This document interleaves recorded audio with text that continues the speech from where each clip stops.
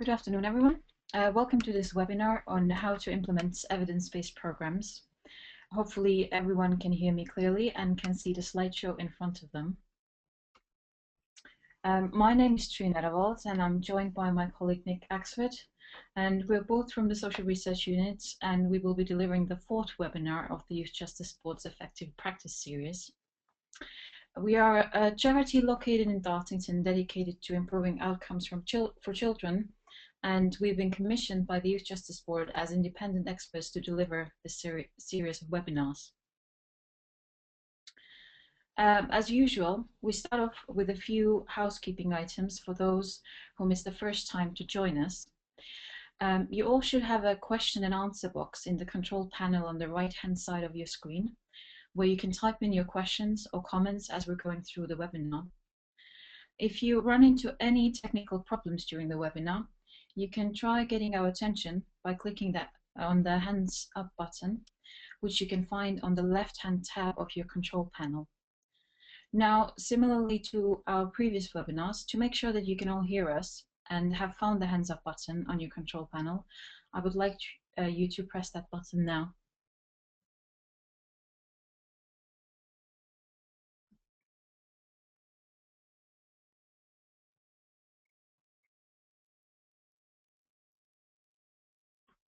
Okay, it looks like most of you can hear us. You can press that button again to put your hand down now. This webinar will be recorded and it will be available for you to download in the next few weeks, and we will send those details through to you. So if you have any technical problems today, you will be able to access this webinar later. This webinar is the fourth of the series of 5 webinars, and it's on how to implement evidence-based programs. You can find the recordings of the first 2 webinars on our website at www.dartington.org.uk, and the recording of our 3rd webinar should be available in the next few days. The topics of today's and the final webinar of the series are shown on the slide in front of you.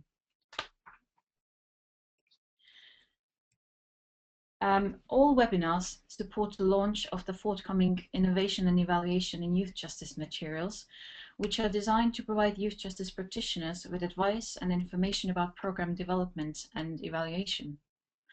As this webinar series is the first trial by the YJB of this method of dissemination, we cannot emphasize enough the importance of your feedback on your webinar experience. So we will be sending you a link to an online feedback form after the webinar, and we would be really grateful if you could spare a few minutes to complete a brief survey for us. The webinar itself should last about an hour, and it is divided into 2 parts. We start off by giving you a presentation that will be followed by a discussion, where we will take the questions that you have already sent or are sending through to us, and Nick and I will try to answer those questions. In case we don't get through all of your questions in the discussion session, we will collate the frequently asked questions at the end of the webinar and share these later on, like we've done on previous occasions.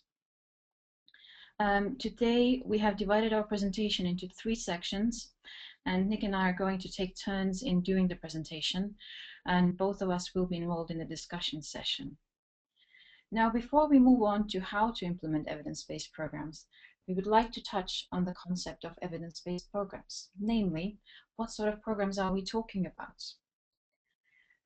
In webinar 1, we defined a program as a discrete, organized package of practices spelled out in guidance, sometimes called a manual, that explains what should be delivered to whom, when, where, and how. As discussed in webinar 2, by evidence-based, we mean tested and effective. Tested means that the program has been put through its paces by a high-quality impact evaluation, and effective means that there is strong evidence from that evaluation that the program makes life better for children or families. In other words, a program is evidence-based when it has been evaluated robustly and found to have a clear positive effect on a relevant outcome for children or families. But an evidence-based program is of no value unless it's implemented. And there is compelling evidence that an evidence-based program needs to be delivered well if it is to have the desired effect. Put another way, if you want better outcomes, it is worth striving for high fidelity, meaning that the program needs to be delivered as designed. If you don't, then you won't get the desired results. So, what is fidelity and why is it important? A good example of why fidelity is important is the Missouri Delinquency Project, which involved 200 young people. All had problems with offending behavior. On average, they had over 4 arrests each, and 2/3 had been incarcerated previously for at least 4 weeks. The project aimed to deliver treatments to young offenders and their families in the natural environment such as home, school, and so on, and to train mental health professionals to provide such treatments. Now, one of the treatment models was multisystemic therapy, or MST. Among other things, the project explored treatment fidelity. What boosts it and does it affect outcomes? To do this, the researchers looked at the effects of MST with and without weekly consultation for clinical staff after they had received standard training. And the results were explicit. First, adherence to the MST treatment model varied greatly without weekly MST consultation. Second, where the treatment adherence was high, outcomes were substantially better for clients. There was less offending and incarceration. This example shows that high fidelity is not only essential for obtaining outcomes with difficult clinical populations, but that the traditional training upfront approach is not necessarily sufficient for obtaining a high adherence. We will say more about that later, but first it pays to understand in more depth what fidelity is. So, in practice, fidelity has 4 elements, and the first is concerned with adherence. This is about practitioners using the practices, materials, and tools in the recommended sequence and manner. Put another way, do they deliver the program content? For example, the Incredible Years Parenting Program seeks to change parents' behavior by helping them to learn positive parenting strategies, practice them, and reflect on their effects. It includes videos, role play, and facilitated group reflection. Now, opting to leave out the videos because there is no TV available, or avoiding the role play because it makes people feel uncomfortable, will undermine how the program works. The second element of fidelity is quality. This is about the manner in which the program is delivered. It includes the practitioner's preparedness, attitude, enthusiasm, and ability to respond to participants. The third element is, in a term borrowed from medicine, the dose. For how much time and how often is the program delivered? For example, in parent-child interaction therapy, which focuses on externalizing child behavior problems, the standard treatment consists of 12 half-hour weekly sessions with a 1-hour booster session on 1 month after treatment ends. The fourth element of fidelity is engagement. How consistently do participants stick with the program? Do they attend? Do they like it? Do they get involved? For example, do they take part in discussion, or do they sit in the corner scowling? Do they try out new techniques or behaviors they're taught, or do they ignore them? To continue the cooking analogy, do the consumers taste the product and do they enjoy it? Now, taken together, these 4 elements of adherence, quality, dose, and engagement add up to fidelity of delivery. High fidelity delivery tends to lead to much better outcomes than low fidelity. So much so, in fact, that some programs have no effect if they are not delivered well. For these, the choice may be to do it well or don't bother. So we've established that a high fidelity in program delivery is important, but how do you promote that? We think there are at least 5 important things to consider. First, describe in detail what the program is that needs to be delivered. Second, get the program to the right people. Third, get the right people delivering the program. Fourth, train and support those people to deliver the program. And finally, fifth, monitor what the people delivering the program do and feed it back to them. This is where I hand it over to Nick, who will now go through each of these in more detail, by starting off with the importance of describing in detail what the program is that needs to be delivered.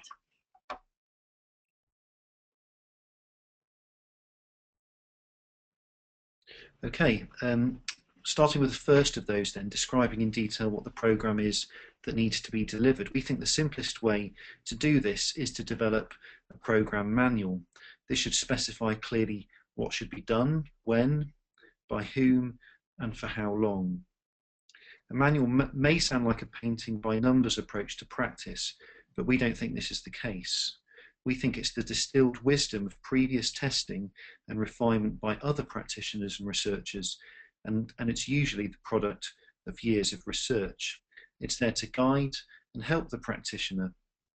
The point of choosing an evidence-based program is that we know that it works, and the manual spells out what that it is. Manuals are also a useful place for collating all materials needed to run a program, for example, lesson plans, curriculum, worksheets, games, exercises, vignettes, and DVDs. Effective practitioners will refer to the manual less and less as they become more skilled and confident, but they'll find reassurance in knowing that the information is available should they need it. However, delivering a program as set out in the manual isn't enough. You have to get it to the right people.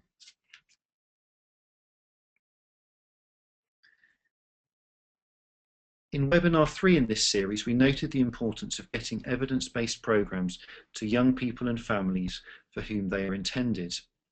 Otherwise, the effect will be diluted.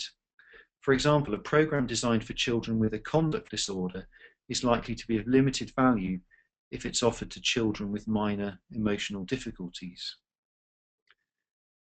So getting the program to the right people will almost certainly require some estimate of need and demand. In other words, how many young people or families in a given population fit the target group criteria? And of those, how many are likely to be willing to use the program? Then you need to have clear processes for connecting participants to the program, such as referral pathways and strategies to help eligible participants access the program initially and then continue accessing it. Essentially, there are two routes into a program. The first is self-referral, and the second is referral by someone else, typically another service or professional. So how can people who need the program sign up or be referred? We think there are three things to consider here. First, you need to set out what information is needed about individuals who are candidates for the program.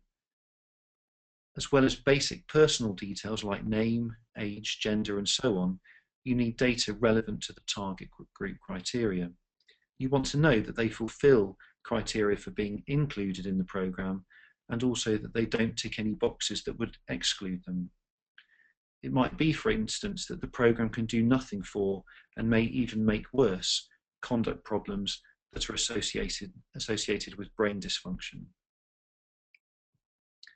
Second, you need to set out who will provide this information and who will collect it.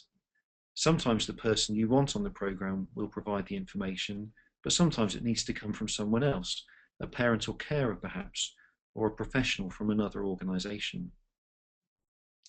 Third, you need to say how that information is to be collected.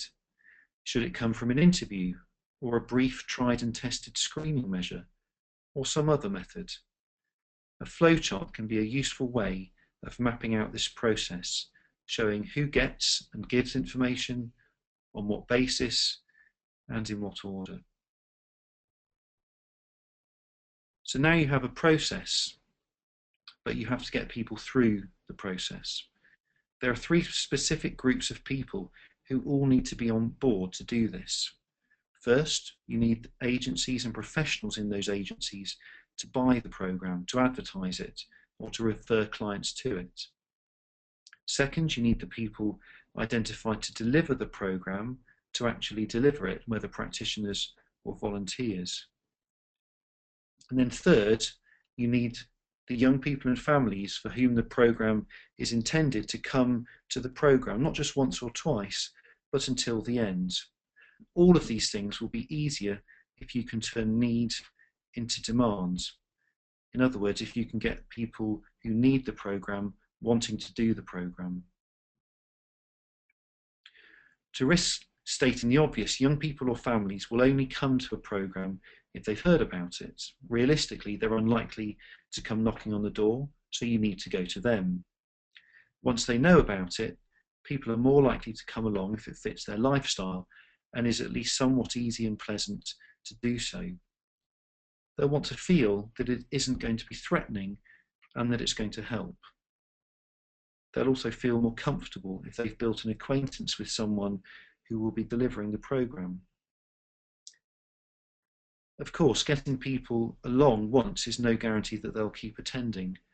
Ongoing practical and emotional support is needed to enable them to stay involved. We think that too often the problem of so-called hard-to-reach families and young people is more a problem of hard-to-access services.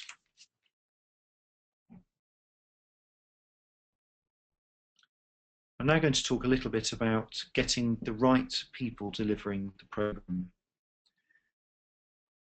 Ultimately, the power to change the lives of children and families lies with the practitioner. An evidence-based programme is nothing without a good practitioner. So if an evidence-based programme is the recipe, then the practitioner is the cook. Some practitioners have skills that are so well honed that they can improve outcomes without following an explicit programme. There are more whose natural skills, including the ability to form relationships and to be warm, sensitive, respectful, interested and empathic, are enhanced by an evidence-based programme.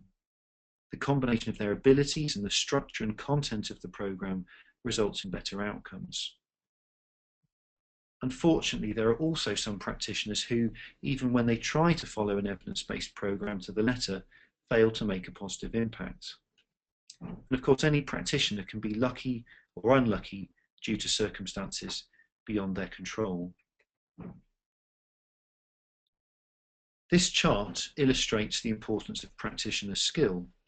It looks at the effect of functional family therapy, or FFT, on the rate of young people's reoffending. The grey bar on the far left shows the rate of reoffending for young people who didn't get functional family therapy. You can see it's at 28%. Then each of the red bars represents a practitioner who delivered FFT. The taller the bar, the worse the outcome. In other words, the higher the rate of reoffending. On this chart, we've also grouped practitioners by the extent to which they delivered the programme as it was designed. The further the practitioners are to the right of the chart, the closer they kept to the original design. In other words, they delivered with higher fidelity. Overall, the bars get shorter as fidelity gets better, suggesting that higher fidelity results in better outcomes. But you can also see that there's lots of variation. For example, some bars are very short. Take the one for practitioner 1. This looks like a good example of a skilled practitioner, or perhaps a very lucky one.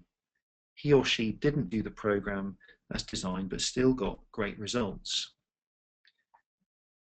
So the message we take from this is that fidelity is really important, but there is clearly something about the individual practitioner that really matters as well. So in order to successfully implement an evidence-based programme, it's important to be clear about the people needed to deliver the intervention. And again, we think there are a few things to consider. First, how many practitioners will be needed? This calculation needs to take into account the key responsibilities that people will be expected to fulfil. Also extras like training and supervision, and any requirements about ratios of staff to users.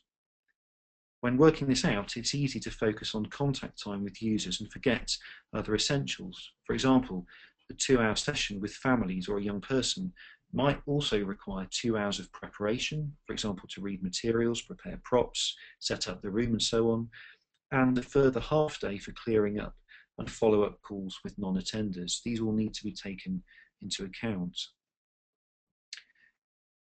Secondly, what experience, knowledge, qualifications and skills do people need for different positions? In some situations, the right people will already be in post and they'll simply need training in the new programme. In other cases, recruitment will be necessary. It makes a lot of sense to discuss the human resource requirements with the person who developed the programme in the first place. This is because they'll often have extensive experience of what makes for the ideal person to deliver or supervise their programme. Next, I'm going to talk about training and supporting the right people to deliver the programme. Most evidence-based programs come with manuals and associated materials like lesson plans, checklists, routines, and so on. And of course, the people who deliver those programs come with their own experience, knowledge, and skills. Some of it's relevant, some less so. However, simply giving the materials to the people implementing the program is rarely sufficient to ensure that the program is delivered well. Training is the bridge between these two. It enables people to acquire the necessary knowledge and to practice the relevant skills so that they can use the materials appropriately. Even the best footballers need to train. Existing evidence-based programs tend to have a ready-made training package. In many ways, this makes life easy, but you still need to decide if it's fit for purpose. Is it right for the people who will be delivering the program, taking into account their existing knowledge and skills? Where and when should it be delivered? Does it fit with existing training commitments that people might have? Should the people brought in to conduct the initial training always do it, or is there scope for developing internal training capacity? In order to successfully implement a program in new settings, we think that ongoing technical support is required on top of training. You need more of this as organisations begin with implementation and less as it becomes established, but it never tails off completely. Some of this support is high level and intensive, for example, that provided by a good supervisor. Some of that support is low level and routine, such as answers to frequently asked questions. However, getting the right people to deliver the program to the right people and providing them with training and technical support is still not necessarily sufficient to ensure that a program is delivered as intended, which is why we think it's important to monitor what the people delivering the program do and feed it back to them. Research shows that monitoring fidelity helps to promote fidelity.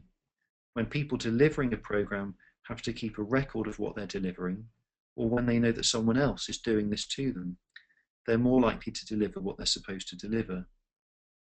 So, measuring fidelity should be part of the package of supports designed to get good people well prepared to do an effective job. We should say that there's no set way to measure fidelity. Program developers choose to do it in the way that works best for each program and the people delivering it. Program materials usually spell out who should measure fidelity and what information should be collected and how. Critically, program materials also say who it will be shared with and in what format and how it will be used. Depending on what is found, it might be necessary to adjust how people are delivering the program. A common method for measuring fidelity involves finding out what it's like to receive the program. You can ask program users to say what they received from a list of core components. This could be done in a face-to-face interview or over the phone, or by asking people to fill in a written questionnaire. In another popular method, independent observers watch part of the program actually being delivered and rate how good it is. They might do this live, for example by being in the room, or remotely by watching a video of the session. Perhaps the simplest method for measuring fidelity is to ask the person delivering the program to complete a checklist after each session to indicate what they did in the session and how well it went. And this is an example from the Incredible Years program. Information on fidelity will allow you to ensure that the program is being delivered as intended to the right people. It will allow you to reflect on the quality of delivery and respond to situations where it's not optimal. All of this will contribute to improved outcomes for those receiving the program. I'm now going to hand over to Trin for the final part of today's presentation. Thank you. So we've established that individuals matter, but so does the organization. There can be a tendency to assume that the effective delivery of evidence-based programs rests on the shoulders of individual practitioners. Now, vital as practitioners are, they do not work in isolation, and we hope this is clear from the 5 things to consider that we have just outlined, but it's worth reinforcing the point. There is much that the organizations for which practitioners work can and should do to enable great implementation. There are obvious basic things you could do, such as giving staff time to attend training, or employing managers who encourage delivery with fidelity, giving practitioners time to prepare, and investing the organization's energy in engaging participants. But there are other less obvious things that mark a shift away from business as usual. First, conventional training can only take people so far. Learning really starts with reflection and feedback, and there's evidence to suggest that training has a much better effect if it is followed by coaching. That is, by offering practitioners someone supportive who is able to observe their work and offer concrete and constructive feedback. Second, organizations themselves need to set expectations about high fidelity delivery. This will involve periodic observation of practitioners and routine data collection on what is delivered and to whom. Third, organizations need a method for collecting accurate and real-time data on outcomes and program delivery. This can be used to monitor impact and identify good practice and highlight practitioners or perhaps sites that might need additional support. The analogy is with the dashboard telling a pilot how the aircraft is performing. Fourth, most interventions depend in some way on people, and most rely on people who work in public systems. Almost certainly there will be a call upon professionals, teachers, health workers, psychologists, or social workers, or possibly quasi-professionals, those providing assistance in schools or early year centers, for example. Others will expect behavior changes from children, their family members, or maybe neighbors. For the programs to flourish, there will also be an important role for managers, finance staff, and monitoring and evaluation specialists operating in the organizations that will purchase and provide the intervention. It's a team effort. Now, moving on to making programs system ready and making systems program ready. Another helpful way to think about what is needed to implement evidence-based programs well is to reflect on the fit between programs and systems, by which we mean public service systems like social care, health, education, and of course youth justice. Few evidence-based programs have succeeded in becoming core to a system. They are like pop-up shops, not high street chains. So what can be done? We think a dual strategy is needed. Programs need to be made system ready, and systems need to be made program ready, and this should achieve a better fit. A lot of what we talked about earlier concerns the extent to which evidence-based programs are system ready. You may recall that this is one of the 4 dimensions of our standards of evidence as described in both webinar 1 and webinar 2 of this series. When a program is system ready, it provides all of the following: good materials, explicit processes for getting the program to the right people, clear information about the staff needed to deliver the program, a high quality package of training and technical assistance, and the method for monitoring fidelity. So what about making systems program ready? We think at least 4 strategies can help here. First, Staff could be trained in evidence-based prevention and early intervention. This could cover concepts such as what is evidence and what is an outcome, and skills such as how to develop an evidence-based program and how to evaluate impact. We should work towards a day when employees in youth justice and other sectors are trained to master's level to take up posts with titles like prevention specialist or outcomes technician to support the sustainable use of evidence-based programs. Second, connections between outcomes and what matters to systems need to be worked out. Evidence-based programs are designed to improve children's health and development. While this is increasingly of interest to system leaders, it is by no means their sole interest. Keeping their workers and punters happy, making better use of scarce resources, keeping politicians happy, all of these and more matter to system leaders. So we need to figure out, for example, how reducing offending affects rates of children locked up, or how programs tap into practitioner motivation.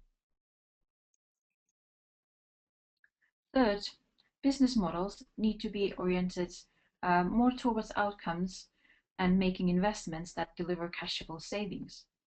Some promoters of evidence-based programs use political influence at a national and local government level to get their way. Or they find a small pot of money and make the best of it. But neither is sustainable. Sustained change will come from business processes that favor better outcomes for young people. And cost-benefit analysis is part of the answer. There is reasonable confidence that many evidence-based programs will generate savings to the public purse.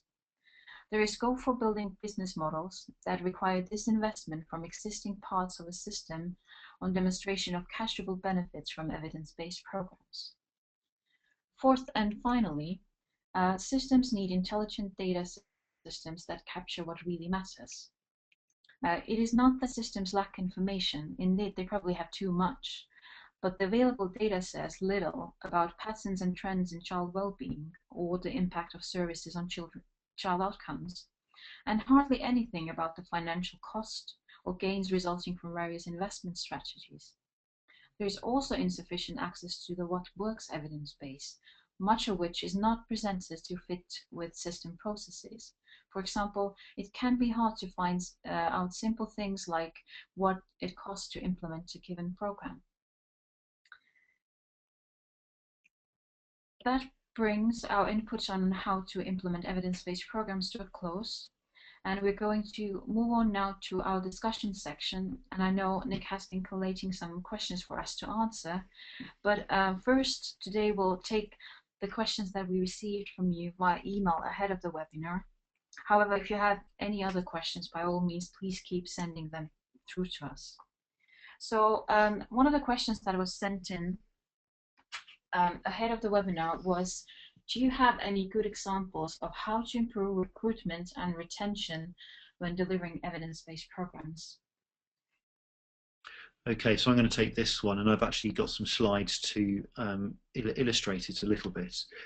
This is based on some work we did a couple of years ago in Birmingham, and we were looking at delivering the Incredible Years basic parenting program in children's centres in Birmingham, and this is a program for parents of children aged 3 to 4 who have quite serious behaviour problems or conduct problems. And obviously the relevance of that to youth justice is that we know that these children have a much elevated likelihood of going on to commit more antisocial behaviour and crime in the future. So we were looking at implementing this programme in 6 children's centres in Birmingham, and we knew the population of children in the catchment areas of each of these children's centres, and you can see that's indicated here on this chart.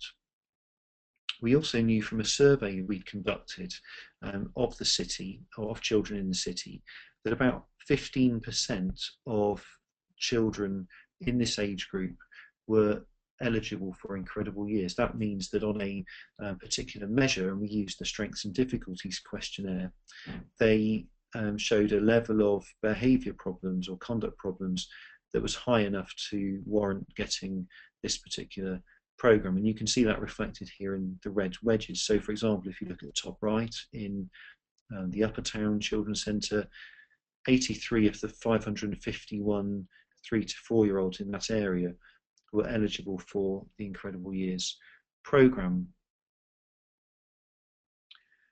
What this next slide shows is how many of those children the children's centres were able to find. So we spoke with all the children's centres in advance, and we said to them, these are the kind of young people, the kind of children who this programme is suitable for. And they assured us that they would be able to find these families and that they worked with them all the time. It would be relatively easy, they suggested, but this is actually what happened after 3 months. So again, just the percentage is the proportion of the eligible children who were actually recruited. So again, if you look at the one on the top right, the Upper Town Centre, of the 83 children who were eligible for the Incredible Years programme because of their level of conduct problems, only 6% were found, which was 5. And you can see it varies a lot by centre, but often it's quite low numbers. So this was a real problem for us, and we had to do a lot of work to try and help them to boost recruitment and retention. And we put a team of people up in Birmingham to spend time in the places where children and families hang out. I think what became apparent in our interviews and discussions with the children's centres was that they were relying heavily on the people who were already coming to the children's centres rather than going out to find the right children and families. And over time we were able to boost the rates of people coming in. But it's just a good example of how much effort, or how difficult it can be to find the right people, and secondly how much effort's required. And just a little aside as well, to throw in, when the centres found it difficult to find the right people, the right families, that their immediate reaction was, let's relax the threshold, let's not worry about trying to get this programme to the ones with the highest level of need, let's deliver the programme to the families who are already coming to the centre. And I have to say, we were very grateful to the person who was in charge in Birmingham of children's centres, who said, we're not doing that, because if we do that we won't have the same effect, we're wasting money and so on. And she urged us and the children's centres to spend time trying to find the families in most need, which is what we did. Okay, another question that's coming, can you give us a sense of training options and how do you know what's best? I'll take that one as well. Actually, no, I'm going to give that to Trin. Actually, Trin's looking at me saying, give me that one. So I want that one. Well, the best way to find out what training option is the best is really to talk to the developer, and they'll be able to assist you depending on the nature of the program. But if you look at the evidence-based intervention in children's services or youth justice, you'll see quite quickly that the type of training varies quite a lot depending on the nature of the program. Some programs require a group of practitioners to meet, whereas others involve an individual working their way through a DVD or follow computer instructions. Some trainings are longer than others. Some take a few days only. Others take a few hours. Some programs take months for the practitioners to get their license to be able to deliver a program. So there's a huge variation in training options depending on the program. Also, the media tends to differ, although typically training includes some combination of presentation or reading materials, watching video segments, group discussion, role play, and some programs, like for example multisystemic therapy, you would need to do job shadowing to actually practice the delivery of the intervention. So it can vary a lot, and the best or most suitable option really depends on the intervention. But also on the people who are being trained. So, for example, intensive intervention will likely require intensive training, and a seasoned professional will probably need less training than an inexperienced volunteer. So there is a bit of a matching to do between what sort of practitioners you are going to be sending to get trained in certain interventions. But yes, the best option is to talk to people. Okay, Nick, I think there's another question for you. So talking about need and demand, how to estimate need and demand? Yeah, okay. Well, I think there are various ways of doing this. As we said earlier, by need in this case, we're referring to the young people or families who meet the target group criteria for the programme. And by demand, we mean the proportion of those who need the programme who are actually willing to deliver it. I mean, you can do this in various ways. As I say, one is you can do an area-wide survey. Perhaps that might be suitable. As I mentioned earlier, we did in a piece of work we did in Birmingham, where you do a household survey of children and families, or you can actually do it in school, of course, online, and analysing a sample. A representative sample of the population, and that would give you a sense of the number or proportion of people who meet your target group criteria. You need obviously to make sure the measures correspond with your target group. So, for example, if you are, if you're wanting to deal with young people who have particular difficulties at home, or showing impulsive behaviour, or interacting with peers who are a bad influence on them, you need to make sure you've got measures that cover those things. Another way of doing this, of course, is you could look at case files. It might be that you think that the young people you want to work with, or who are suitable for the programme, are already likely to be using services, whether in youth justice or in social care, mental health, and so on. And you could do an audit of a representative sample of case files, again looking for the right information, suitable information, and that would give you a good sense of need. I think demand's a bit trickier to estimate. You might need to make some educated assumptions. You might have opportunity to talk to young people or families like the ones for whom the programme is intended, and get a sense from them of what they think of the programme. But it's also, you probably also at some point want to do a bit of maths about this. And just to give an example of why that might be, let's say you've got a programme and you've got 100 places on your programme, and it's a programme for young people with conduct problems. So you know that in a given population, about let's say 15% of young people fit the target group. You know then that in a population of about 1,000, there are going to be 150 such young people, 150 being 15% of 1,000. So on face value, that's more than enough in terms of need. But then you might also think or find out that only a third of those are likely to want to use the intervention. In other words, only 50 of those would be wanting to use the intervention. So if you wanted to find 100 young people for your programme, you'd need to reach a population double the size of 1,000, in other words 2,000, to get the right number of young people. So you do need to do some sort of fairly basic maths at some point. And just to give a brief illustration of why that's important, we did a piece of work a few years ago with a youth justice programme, and the idea was to target a discrete area of a city in the Midlands. When we did the maths, we realised that you just wouldn't find anywhere near enough young people for the programme. So we had to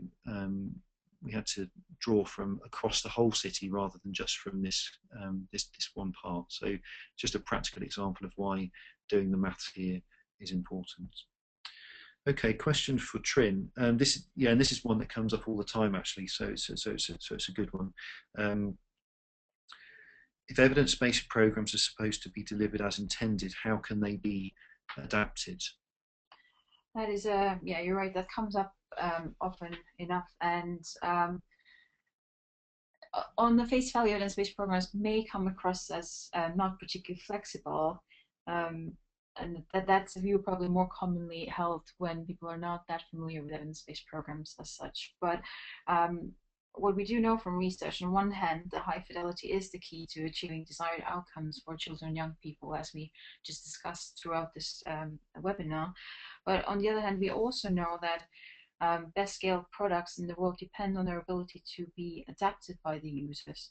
So when we have a new product at hand, like an evidence-based program, it's quite natural for people to seek to make it their own, to adapt it so it would fit the best with their existing practice and other parts of the system already. The good thing is, when it comes to evidence-based programs, that they often quite well spell out what are the core elements of these programs, what is essential to achieve this sort of impact that the program claims to achieve, and like this way we'll find out fairly quickly which parts of the program cannot be changed. At the same time, they will also provide information what sort of adaptations can be made and what bits and pieces can be changed about this specific program, particularly to promote the wider take-up of these programs. There's also a question whether fidelity would conflict with innovation. You know, what if I want to adapt this program to meet the local needs the best? And it's quite a tricky process where practitioners need to consider carefully what sort of changes they're going to do, how they're going to enhance the program, you know, how the translations will be done if there's a need to have an intervention in a different language. Or what if they want to change the dose of the program? What if they want to change the length of the program or the frequency of when the sessions happen? And all these things can potentially be done, but there's the key element here is that we should test and monitor whether these sort of changes actually impact the outcomes and whether there will be any change due to these changes made. So there is room for adaptation, and on a local level, rather than changing the content of the intervention, a lot can be done in terms of recruiting people and coming up with new innovative ways how to attract people to these programs, how to make sure that they keep coming back to us, and how to retain them in those programs to achieve the best possible results. So there is room for adaptation, while at the same time staying close to the core components. Okay, there's another question for Nick. How to make program attractive to practitioners, how to tap into their motivation? Okay, so this is going back, I guess, to the point that we made earlier, which is that in order to get programs to the right people, you've got to engage various stakeholders, obviously the families and young people who the program is for, but also other people who are involved in its delivery. Well, many of you will know these things far better than me, I guess, but looking at the research on this, what motivates practitioners, what contributes to their life satisfaction, I think it's pretty obvious that a practitioner is going to be generally more enthusiastic about delivering something that allows them some freedom to be creative, which goes back a little bit to the point that Trin just made about fidelity and adaptation. They want to have some scope for exercising professional discretion, and I think that when programs are presented or introduced, or even when they're designed, it's important to stress these things or to build some of these things in, and it's a difficult line to walk, this one between fidelity and creativity, but I think some of those things could be stressed a little bit more so that people don't feel they're robots or automatons who just have to read out what's scripted. We also know, or at least the research suggests, that practitioners want to spend time with children and families, building up relationships and so on. They don't want to be doing endless paperwork. And I think one very positive thing about most evidence-based programs is that by definition they involve spending a lot of time with young people and families. There is a lot of face time, if you like. So those things should be stressed. Just a couple of other things, I guess. One is that, again, the research suggests that practitioners are motivated, at least to some degree, by developing skills and even obtaining qualifications. Well, the training for a lot of these programs is first class, and if you get 5 days training in one of these programs, that should, that's something that I think a lot of people would value enormously. Arguably, there could be some kind of CPD points or credits associated with that. And then I guess the final point is, and this comes up again and again in the literature, is that practitioners want to ultimately make life better for people and to improve social justice. Well, as we said earlier, if you've got some kind of real-time data or feedback on how young people are doing, some really hard data, you get a sense of whether they're benefiting from the program. And also, there's good evidence for some of these programs, at least, that the kids who are worst off at the beginning make the biggest gains. In other words, that in some way these programs are contributing towards social justice. They're narrowing the gap between kids at the top and kids at the bottom. So I hope those thoughts help a little bit. Okay, so question for Trin. When you gather information about fidelity, what should you do with it? Thanks. At the minimum, what you want to do is to use it to help the people who deliver the intervention to deliver it better. In other words, you want to know when they're doing it well, so they can continue to do so, but you also want to know whether there are things you can do to help them to strengthen certain areas that they might be weak in. And information about fidelity can also help the person or people providing technical assistance or those who do the coaching to work out what they should focus on to improve practitioner skills. And the intervention manager may find it helpful as well to have an overview of how well staff are doing, not least because it gives a sense of how effective the training and technical assistance are. And information, once it's collected on fidelity, should be fed back to the relevant person, whether it's a practitioner, whether it's a coach, or whether it is the manager that we just mentioned, in the most appropriate way. In other words, the way that is most useful for them and most easy to understand as well. And one of the important aspects about providing this information is that it has to be timely, ideally fairly frequent, and in some kind of recurring loop, so let's say maybe each month, but it really depends on the nature of the intervention and how frequently it's delivered to the clients as well. And it is probably best when given in person by a respected source, but with some accompanying written materials that people can work through and consult. And the feedback should be tailored according to the motivation of the person delivering the intervention. For example, framing it in terms of how to improve the experience of the user. The good thing about evidence-based programs is that they do tend to come with guidance on how to use fidelity data, which is really helpful. And also, the bigger the delivery of the intervention across the country, if it's scaled up, then usually the suppliers have systems in place to support the use of fidelity information. So luckily there should be some guidance coming with evidence-based programs as they currently are. Okay, great. I think we've probably got time just for one more question. And so do you or another website have good examples of really easy to use, helpful program manuals? Is there any forum website in which practitioners can rate evidence-based program manuals and indeed the program themselves? So I'm happy to take that one. I think I think the short answer to both questions is no, as in there isn't, or at least there's not a website where you can rate manuals or programs. I think in terms of viewing them, I mean, I think you probably could ask people for an inspection manual, inspection copy of a manual, and have a look at that.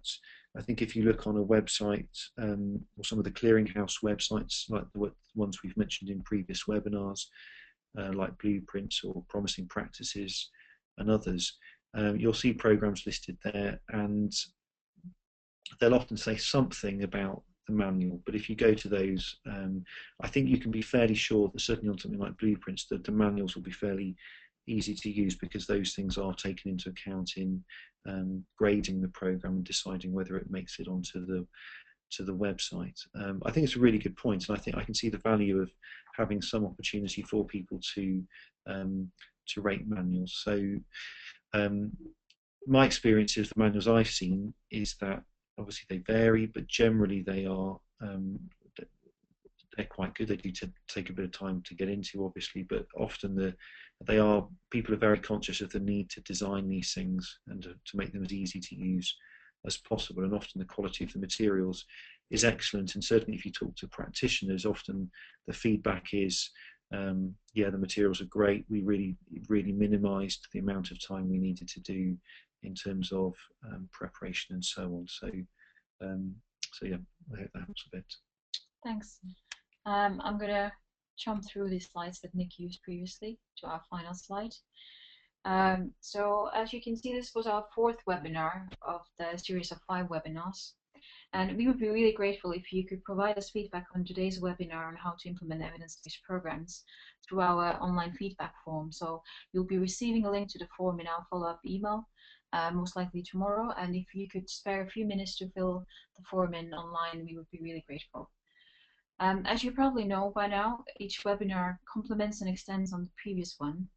So therefore, we're really hoping to see you in 2 weeks' time in our final webinar of the series, which will take place on Thursday, 30th of May.